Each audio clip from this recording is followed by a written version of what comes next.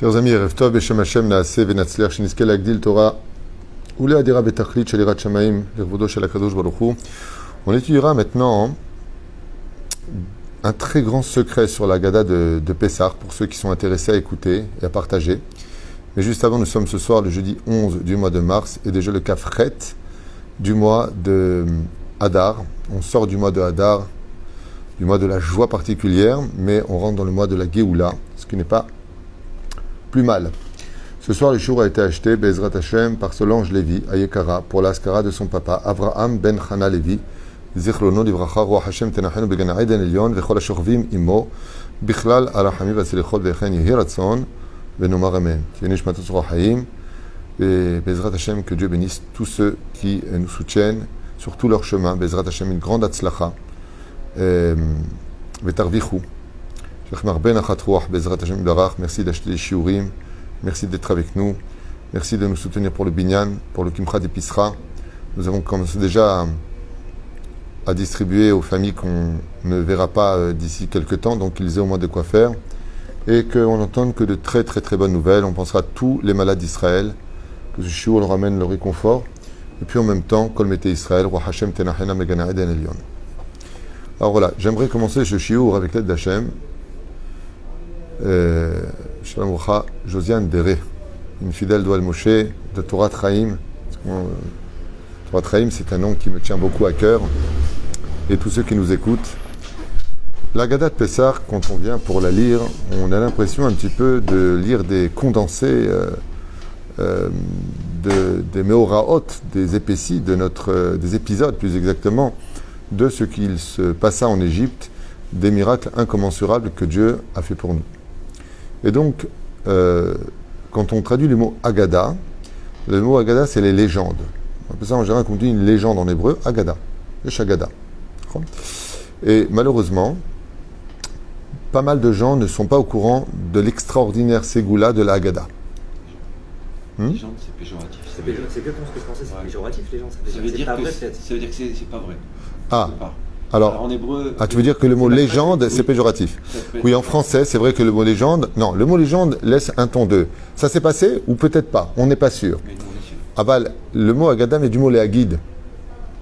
C'est une légende parce qu'elle était surnaturelle. C'est pour ça qu'on l'appelle Agada. Aval, le mot léagid, bimkom, au lieu de dire lomar, qui veut dire tu diras, léagid, Agada veut dire fais passer le message. Leman tesaper bozen bintra ou ben mitra. Ce que je me suis joué de l'Égypte, dit Dieu. Donc le mot Agada, comment tu dis? Dis-lui. Tagid lo, Agada. D'accord? Donc en réalité, ce n'est pas le mot légende à aspect péjoratif, à caractère péjoratif comme le français l'indique, mais c'est dans le sens de une légende vécue, donc il n'y a pas de doute. Alors pourquoi tu appelles ça une légende? Parce que c'est extraordinaire. Il faut donner aussi un titre à la Gada de Pessah, qui soit quelque chose de légendaire. Et c'est une grande mise en garde pour tous les pères de famille et les mamans de bien faire comprendre qu'on va raconter quelque chose qui est, en général, le mot légende, légendaire, c'est un héros. Quand est-ce qu'on utilise le mot légende? Même dans les films, quand on te parle d'un héros qui a fait des actes surnaturels et extraordinaires, miraculeux, mystérieux, oui, eh bien, on appelle ça un personnage légendaire qui traverse l'histoire. Et la Gada de Pessah, eh bien, le personnage légendaire n'est autre que, surtout pas, il n'y a pas son nom une seule fois. Pourquoi il n'y a pas le nom de Moshe? Parce qu'il y a un personnage, oui, c'est Hachem lui-même. C'est pour une fois, ouais. Alors, si vous avez dans toutes les prières, dans tous les événements, on a Moshe Rabbeinu, on a Aaron, on a Avraham, on a Yitzhak, on a Yaakov, on a David Amelech, on a la Souda de David Amelech, alors que c'est Dieu qu'on raccompagne. Dieu il a laissé la place toute l'année à tous les tzadikim. Prenez, c'est tout pour vous. Même à Sukkot, les Sheva Ushpizin, Avraham, Yitzhak et Yaakov, Yosef, David, Amelech Alav Shalom, avant ça il y a Moshe et Aaron. C'est-à-dire, Akadosh Baruch Hu, il se met toujours, alors qu'il est Dieu, il se met derrière les hommes. Là, Gadat Pessah, c'est la seule fête où il n'y a personne que Dieu. Sa gloire. C'est sa gloire à lui. Et donc, maintenant on comprend pourquoi le mot légende intervient en français. Parce qu'il y en a qui croient en Dieu et qui comprennent que Bennett c'est lui le héros de tout ce que nous vivons. Et il y en a qui disent c'est le hasard, c'est ceci, c'est pas prononcé en Dieu. Donc, Akadosh Baruch Hu, il est tellement humble qu'il dit bon, acceptez-moi comme une légende. Parce que le héros de la Haggadah de Pessah, il n'y a personne comme personnage, si ce n'est que Dieu lui-même. Il n'y a pas le nom de Moshe dans la Haggadah de Pessah. Et si tu regardes bien, il n'y a pas le nom de Dieu dans la Haggadah de Pessah. Et qu'est-ce qu'on fait après la Haggadah de Pessah? On loue Dieu, le Hallel. Donc on parle de qui? De Dieu. Ensuite, on fait quoi? Nishmat Kol Chai. On parle de qui? De Dieu. Et ça finit avec Shir Hashirim, où il n'y a pas le nom d'Hachem. Ça veut dire que quelque chose redisparaît. Mais en réalité, pourquoi il disparaît? Parce que si tu es capable d'arriver à Shir Hashirim le soir du Seder de Pessah avec amour, c'est que Dieu il est déjà en train de t'embrasser. Minishikot Piou. Shir Hashirim, c'est un poème d'amour. C'est un poème très puissant, totalement ésotérique, de l'amour que Dieu porte à son peuple. Zavar Nifla. Alors, je voulais partager avec vous quelques petits détails. C'est qu'il faut savoir que la Haggadah Pessah revit tous les Pessah. Elle revit cette Haggadah. Et que vous pouvez, comme l'a enseigné d'ailleurs tout à l'heure le Rav Mashiach, je voulais revenir sur cette Nekuda, mais comme on est encore dans le halachot, je ne voulais pas parler de la Haggadah de Pessah, mais pourquoi pas en parler maintenant? En même temps, pour les Ilou Nishmat, Bezrat Hashem de Solange Lévy qui a acheté donc ce shiur pour la skara de son papa Abraham Ben Hana Lévy, et tous ceux qui nous écoutent. Parce que ce shiur-là, moi je vous conseille vivement de l'écouter et de le faire partager parce que c'est un loto. Ce que je vais vous dire maintenant, c'est un loto. Pourquoi? Nos sages nous disent, écoutez bien, chaque fois que vient le Seder de Pessah, comme on dit, Bayamimahem, Bazem Alazé, les miracles qui ont été vécus à l'époque peuvent revivre ici. Ne crois pas que tu lis un événement mort parce qu'il est historique, comme par exemple, tu vas parler de Napoléon, Vercingétorix, Clovis, pour l'histoire de France et autres. Une fois que tu as parlé, c'est quoi? Même si c'était une légende pour l'un ou pour l'autre, Attila. Au passé, l'herbe ne revenait pas. L'herbe, on n'a rien à faire, il ne va pas. S'il passait aujourd'hui, il n'y aurait rien qui se passerait. Il faut comprendre que la Haggadah de Pessah, chaque mot de la Haggadah de Pessah vit réellement. C'est-à-dire que tous les miracles absolus que nous lisons, si on est capable de les vivre et de se rendre compte que maintenant, ce qu'on va lire, ce n'est pas la Haggadah qu'on a lu l'année d'avant, et l'année d'avant, et l'année d'avant, et l'année d'avant, et l'année d'avant. Pourquoi? Parce qu'on a déjà lu une fois dans l'histoire la Haggadah de Pessah en 2021. Est-ce que ça a déjà existé? Non. Donc vous voyez bien que la Haggadah qu'on va lire, elle est unique en son temps. Elle est mitradeshet. C'est pour ça que ça a lieu au mois de Nissan. Rosh Chodesh. C'est la tête de quoi? De tous les renouvellements. C'est pour ça que les fleurs donnent leurs bourgeons qui s'ouvrent. Les arbres donnent leurs fruits. Qu'est-ce qui se passe? Le monde revit de la mort de ces arbres qu'on a vus en hiver, défraîchis. Pas défraîchis, pardon. Sans leurs feuilles, sans leurs... Défraîchis? Parce que je parle pas très bien le français. C'est bien? Ma sœur m'a dit, c'est un compliment pour moi, ma grande sœur Viviane m'a dit que je parlais bien le français. Donc j'étais très touché parce que, venue d'elle, c'est elle qui parle beaucoup mieux que moi, que Dieu la bénisse. Ezrat Hashem. Mais la reine, parce qu'un soir, il y a quelqu'un qui m'a dit, toi, tu parles bien français. Venue de toi, c'était pas un compliment, là. Et je vous donne juste quelques petits exemples des maîtres magnifiques de la Haggadah de Pessah. Alors, moi, je l'ai fait à la tunisienne, il y en a qui le font à l'algérienne, marocaine, égyptienne. L'égyptienne, c'est la plus belle, mais tunisienne, elle est pas mal. Alors, à l'israélienne, ça fait Vehi she'amda la'avotenu, she'amda la'avotenu velanu, shelo echad bilvad. La fameuse chanson que tout le monde connaît. Nous, on ne la fait pas comme ça. Alors ça, c'est tous à table, comme ça.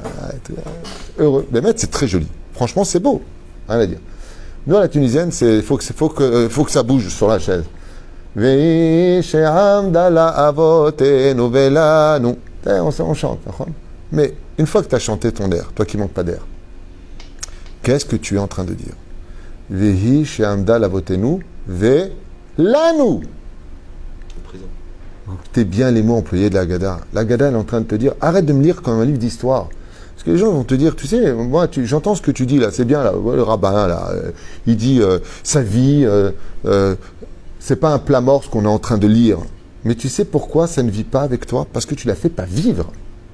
Parce que si tu comprends les mots, Vehi she'amda lavotenu velanu, le texte dit, ce que tu es en train d'étudier et de lire que Dieu il t'a sauvé, tes pères, c'est aussi marqué velanu, nous, quand? Pas l'an dernier, pas aujourd'hui. Tu peux sauver ta vie. Dieu il te sauve, Vehi she'amda lavotenu velanu, shelo echad bilvad amad alenu lechalotenu. Combien de gens ont cherché notre destruction, c'est même du gouvernement, combien la gauche, vous entendez à la politique, les programmes de la gauche, Hachem Ishmor Virachem, c'est l'extermination de l'identité du juif dans le pays.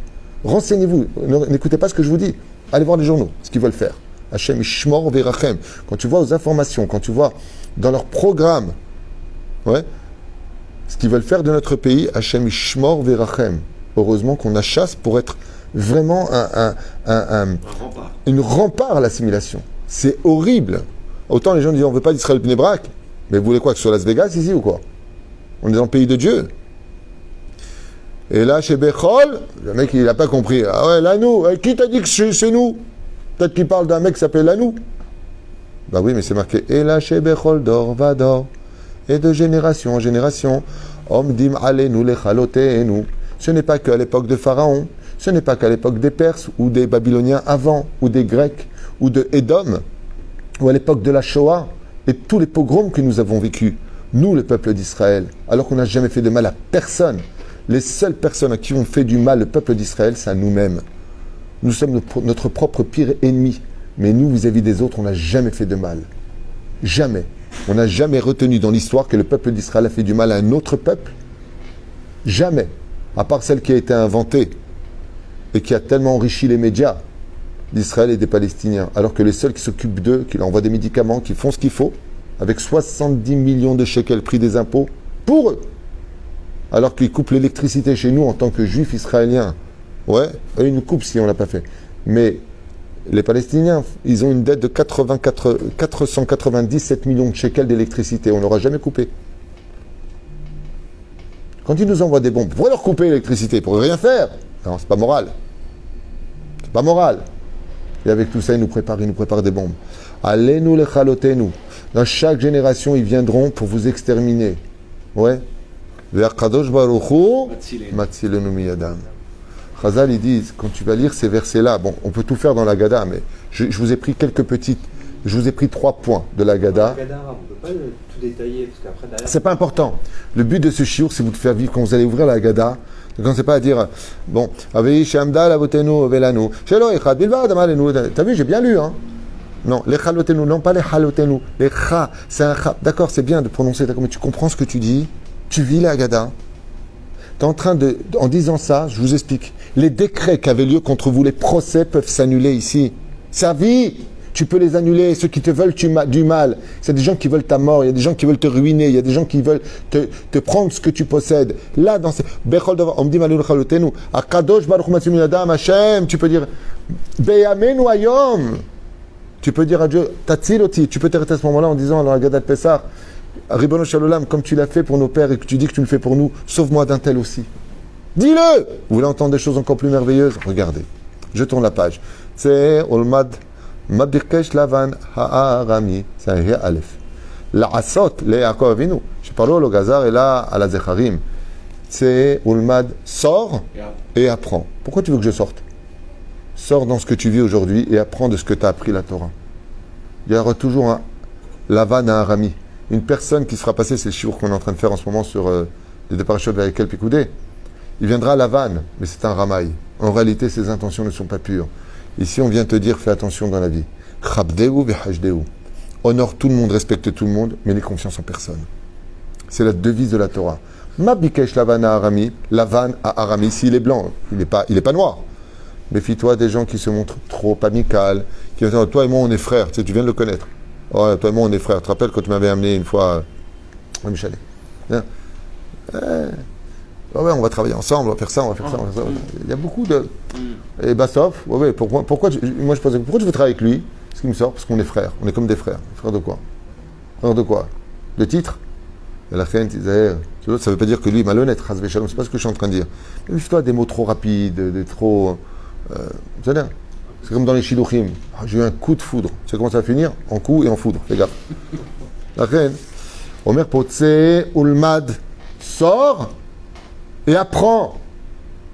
Ce que je suis en train de t'apprendre, si tu regardes autour de toi, hein, tu verras que la vie est remplie de Lavana Arami. Méfie-toi. Arrête d'être déçu des gens. Pourquoi tu es déçu? Parce que tu t'es pas méfié. Parce que tu n'écoutes pas ce que te dit la Torah. La Torah ne te demande pas, prends compte celui-là, je suis venu, il a travaillé 2 jours chez moi, je lui fais confiance, je lui donne, il m'a arnaqué. Qui t'a dit de lui donner? Dans la Torah, c'est pas marqué tu as le droit de faire confiance, c'est marqué au contraire, n'aie jamais confiance. Demande à vos rabbinim. Chabdeu, traduisez. Respecter, honorer. Honorer, respecter, hajdeou. Et douter de tout le monde. Personne ne te demande d'avoir confiance. À un tel point que quand tu prêtes quelque chose, ah ça va entre toi. Non, non, Baba, la elle t'oblige de faire un contrat. Elle t'oblige. C'est Olmad, apprends. La Torah, elle te remet en question ici sur tes relations. Fais attention à qui tu fréquentes. Fais attention à qui tu fais rentrer. Vous savez combien de fois j'ai entendu des femmes mariées qui sont tombées avec qui? Avec qui? Le meilleur ami de leur mari. La meilleure amie de sa femme. Elle a pris le mari. Pourquoi? Pourquoi tu fais tellement confiance? Pourquoi tu rentres le serpent à la maison? Alors quoi, on n'invite pas d'amis? Si. Mais pourquoi tu les vois parler ensemble? Pourquoi tu n'as pas une noura qui s'allume? Altar Bessiraï Maïcha. Chabed ton ami et sa femme. T'es chabed tam. Mais n'oublie pas que le Yetzer Hara se trouve partout. La vanne, il vient avec une chemise blanche. Ah, Rami. Il y a une grosse clipa derrière. Fais attention. Là, Agada nous prépare pour la Géoula. Comportez-vous comme il le faut. Aimez-vous tous, respectez-vous tous. Mais dans la vie, Hajdeou. Contrat, sois clair dans ce que tu dis. Ce que tu dois, tu l'as dit, tu le payes. Ce que tu ne dois pas, tu n'as pas à le payer. Si tu veux le faire, c'est la chassidoute. Fais attention. Parce que dans chaque génération, il y aura toujours un Lavan à Arami. Et là, je finis en beauté avec quelque chose de splendide qui valait vraiment le coup d'écouter ce chiour qui est d'une valeur inestimable. Juste encore pris un exemple. On a pris deux et on finit avec ce troisième parce que sinon on va faire toute la Gada de Pessah et on sera là jusqu'à au moins 3-4 heures du matin. Avec moi, parce que je suis pas très instruit, mais avec un grand rave, ce serait magnifique. Et regardez bien ce qu'on va dire. Regardez bien ce qui a marqué. Vaya'anounu. Waya'anounu. En tunisien, on ne dit pas dire Vaya'anounu. Waya'anounu.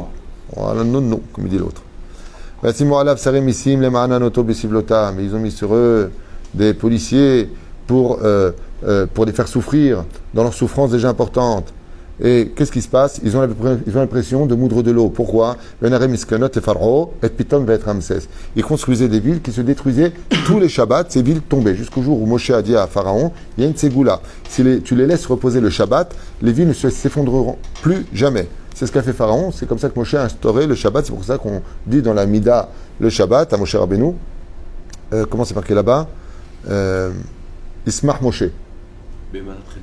Bemandat Chelko. C'est quoi? Chelko, c'est le Shabbat. Qui a engendré le Shabbat? Qui a permis le Shabbat sur terre en tant que peuple? C'est Moshe Rabbeinu qui a instauré le Shabbat. Baruch Hashem. Pas lui-même. C'est pas lui, c'est Dieu. Non, tu vois, hein, les libéraux, c'est Moshe, hein, je t'avais dit, hein, voilà, il a dit le rabbin, c'est un orthodoxe, il a dit, prenez juste cette quête-là, cadrez-le. Ouais. Tu sais, quand tu fais un cours, il faut être psychiatre. Il faut penser à tout le monde. C'est pas évident. C'est pas qui est derrière l'écran, des fois, c'est des gens. J'avais fait une vidéo où j'expliquais certains détails. Ils ont pris juste une phrase sortie de son contexte, ils ont fait une vidéo qui est partie dans le monde entier. Ah, t'as vu ce qu'il dit Rav Tuto? Et les gens, ils adorent, ils boivent ça. Ah, t'as vu ce qu'il a dit? J'ai un scoop. Tov, et Pitom et Ramsès, il y a des gens qui, dans la vie, ben, tout ce qu'ils font, en fin de compte, ça tombe. Comme Pitom et Ramsès. Un tableau, ma Pitom. Pitéom, qui veut dire les abîmes. C'est-à-dire, le mec qui construit, ça marche pas. Il construit, ça marche pas. Quand vous allez lire ces choses-là, qui c'est qui est derrière? Pharaon. Le Yetzer Hara se tient derrière. Ici, vous pouvez changer votre mazal en lisant la Haggadah de Pessah. Ici, on peut changer le mazal. Et regardez jusqu'où ça va. Et ils mirent sur nous un labeur insupportable, dur. Que Moshe Nehemar, comme c'est marqué, Vayavidu Mitzrayim et Bnei Israël Befarer. Ils leur donnèrent un travail en Égypte, Befarer, très très difficile, esclave. D'accord? Mitzrayim, c'est du mot être étroit. Qu'est-ce qu'ont fait les Égyptiens? Ils nous ont mis dans le monde de l'amalgame. Tu ne pourras jamais régler un problème de couple, d'éducation, de travail, dans n'importe quel domaine, si tu n'es pas précis. Je le vois à la mairie, d'ailleurs, ils ont compris ça à la mairie. Quand nous sommes à la mairie, qu'on doit développer 3 sujets précis, dès qu'il y a des questions de l'opposition hors sujet, on les arrête net. Le Yoshev Rosh les arrête net. Et désolé, ça ne monte pas sur le Seder Hayom. Ce n'est pas le sujet d'aujourd'hui. Parce que tu ne peux pas régler un problème avec les amalgames de la vie. Et ici, dans les versets, se cache au niveau psychologique quelque chose de nifla. Va avidu Mitzrayim et ben Israël befarer. Avec une belle bouche qui viachol, ils sont venus nous donner Metzarim. Metzarim, l'étroitesse. Ce qui fait que quand tu fais des amalgames dans ta tête, d'un problème qui est là, puis en même temps tu penses que tu n'as pas de mazal sur ouais, puis de toute façon, même quand j'étais jeune, automatiquement tu retournes en Égypte dans ta tête. Tu es dans un monde d'amalgame. Et là, regardez bien les mots. Vanitzak el Adonai Elohei avotenu, vaishma Adonai et kolenu, vayaret onienu ve'et amalenu ve'et lachatzenu. Regardez bien cette phrase, chers amis. Vanitzak el Hashem, traduisez avec moi. Vanitzak el Hashem. Nous avons crié vers Dieu. Ouais. Elohei avotenu, Dieu de nos pères. D'accord? Vaishma. Qu'est-ce qu'on aurait dû lire maintenant? Veshama. Regardez bien l'hébreu. Et il a entendu, puisqu'on parle de quoi? Du passé. Là, il dit. Donc dans la Haggadah, c'est magnifique. C'est waouh! Quand tu comprends l'hébreu ici, Dieu il est en train de te parler maintenant dans ta Haggadah, à toi, de ce Pessah 2021, à toi. Comme là, votez-nous, là, nous. Bidjouk, Vanitzak el Adonai Elohei avotenu. Nous crions maintenant. Wow, j'en parle, j'ai des frissons. Vaishma Adonai et kolenu. Et kolam. Leur voix à eux. Non, et kolenu. Vayaret onienu. Et il a vu notre peine. Laquelle? Au niveau du pshat pour les enfants, celle de l'Égypte. Mais la Gada, maintenant, elle te parle dans quel temps? Maintenant, elle te parle au présent. Elle parle de toi. Magnifique. Pourquoi? Parce que tu as sorti l'Égypte depuis toutes ces années, encore avec toi, à travers la Babylonie, la Perse, la Grèce, Édom, jusqu'à aujourd'hui. Il y a encore un peu de pharaon en nous. Il y a encore un peu cet amour de la galoute. Il y a encore toutes ces notions qui vivent en nous. Et qu'est-ce que nous dit la Haggadah? Et que va nous va être amalou, va être lahatsenu. Le lahatz, on n'est pas bien, rasra. On a quoi? Amalenu, on en a marre, le travail est devenu trop difficile. Et notre peur est grandie. Et j'ai pas fini. Regardez. Vanitzak el Adonai, otpam. Et nous avons crié vers Dieu. Elohei avotenu. Vous savez, tu viens de le dire. Pourquoi tu répètes? Dieu est en train de te dire, écoute bien. Car est mort le roi d'Égypte, qui fait allusion à qui selon le Sod? Dieu te dit ce soir, je peux te tuer ton Yetzerara. Tout comme il n'y a pas de levain, il n'y a pas de Yetzerara, l'El Shimurim, la nuit où tout est gardé, Akadosh Baruch Hu te dit, t'as rendez-vous avec moi, je suis là en face de toi. Le Rav Mashiach, il a raconté qu'il a utilisé ces versets-là comme Ségoula. Les Chachamim, ils disent, quand vous arrivez à Vanitzak el Hashem, à ce moment-là, écoutez bien ce chidouche. Quand tu dis Vanitzak el Hashem, nous avons crié vers Dieu. À ce moment-là, le Créateur du monde, ce que tu lui demandes, il le réalise. Vanitzak el Hashem. Tout comme Dieu a entendu les cris de nos pères en Égypte. Il nous a fait sortir d'une main étendue, d'un bras fort et d'une main étendue, excusez-moi, dans l'ordre, oui. À ce moment-là, dans la Haggadah de Pessah, arrête-toi un court instant. Tu veux te marier, demande à Khatan. Vanitzak el Hashem, Elohei avotenu. Il y a une virgule. D'ailleurs, il y a un truc comme ça ici. Avant de dire Kemo chez Nehemar, tu t'arrêtes à ce moment-là, tu dis juste une seconde. Yiratson, Vanitzak el Hashem, Elohei avotenu. Que mon fils se marie, que ma fille elle se marie, que nous ayons une bonne parnassa. Pourquoi? Qu'est-ce qu'on a eu quand on est sorti d'Égypte? On est sorti en famille. Les Mishpachotam, les Vetamotam. La parnassa, le Tzubenesre Rouge Gadol. Tous ceux qui avaient la maladie, ils ont guéri. Ceux qui avaient manqué un jambe, des yeux, et ceux qui n'entendaient pas, ils ont tous guéri. Ouais. Chazal, ils disent dans la Haggadah de Pessah, si on savait la vivre, c'est rien que par le mérite de la Haggadah de Pessah, on aurait apporté la Géoula. Mais si tu la lis comme un fait historique, alors ça reste une Haggadah péjorative. Donc il y a cette ouverture de porte à Pessah. Exactement, ça devient une légende. Et là, les Chachamim, ils disent, si on avait les yeux propres pour voir, on verrait le cœur de la Haggadah qui bat au présent et non pas comme un fait historique.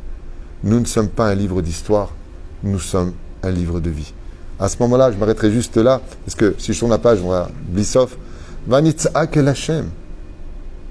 Au moment où tu dis Vanitzak el Hashem, Chazal nous dit, Akadosh Baruch Hu dit, qu'est-ce que tu as, mon fils? Ce soir, c'est ta Haggadah à toi. Chacun lira la Haggadah de Pessah, avec l'intensité, à un tel point que Dieu nous a donné un secret.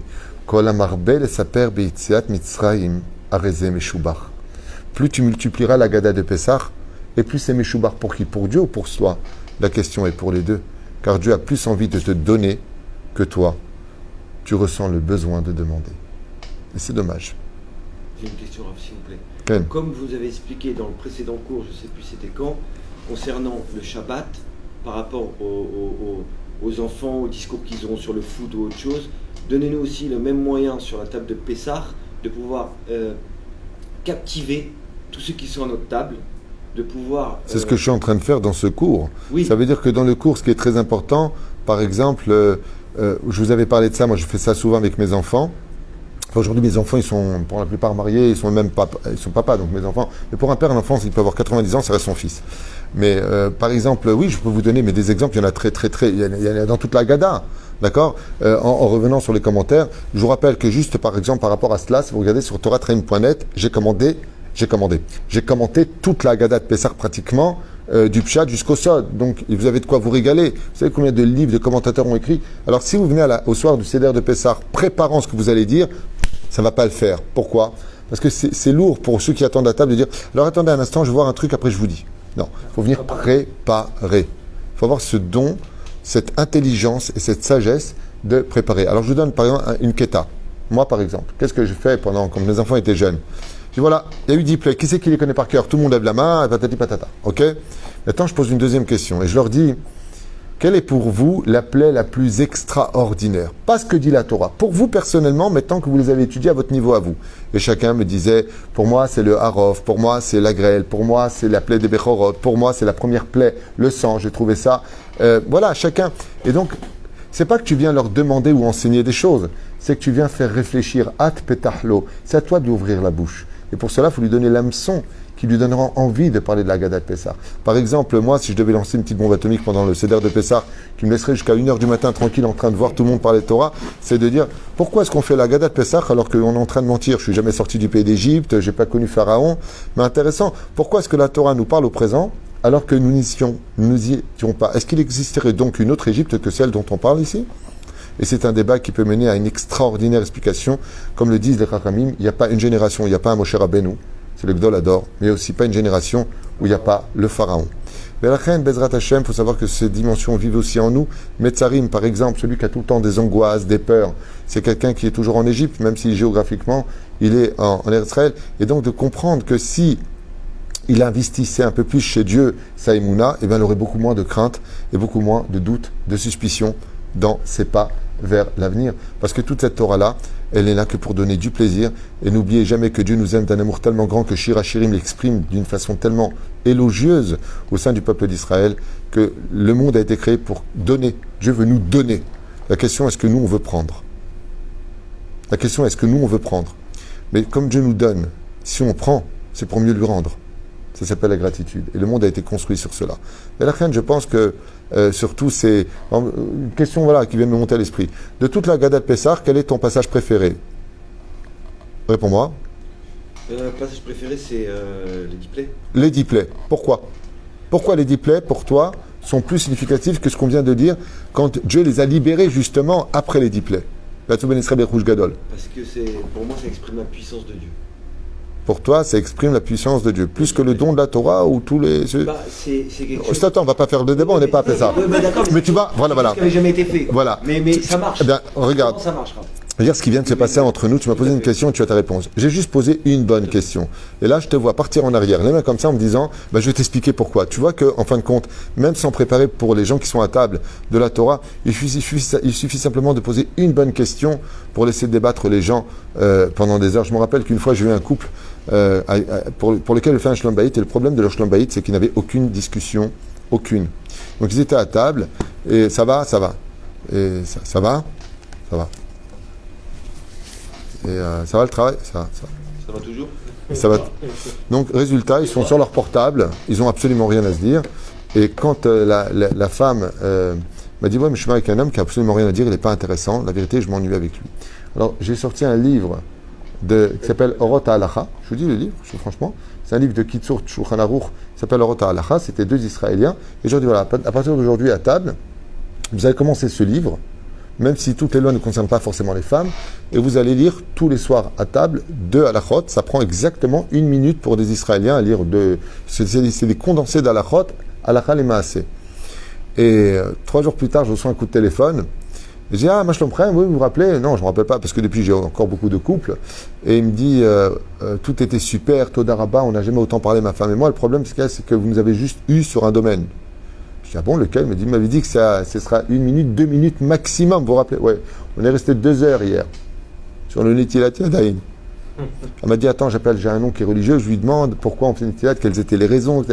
Et je rencontre d'une seule halakha à table. Ils sont restés en couple pour la première fois à parler depuis leur mariage, 2 heures d'affilée en mettant leur portable de côté. Et la femme, j'entends, lui dit en hébreu, mamash ma'anien, toda rabba. C'était très intéressant d'avoir. Il suffit simplement de poser une bonne question, de développer quelque chose. Et l'Agada de Pessah, il y a tellement de questions à poser. Et c'est le but. At petahlo. C'est à toi d'ouvrir la bouche à ceux qui sont à table avec. C'est pas grave. Ils connaissent rien, mais vraiment. Alors ça te donnera le mérite de donner des réponses. Je vais te dire quelque chose.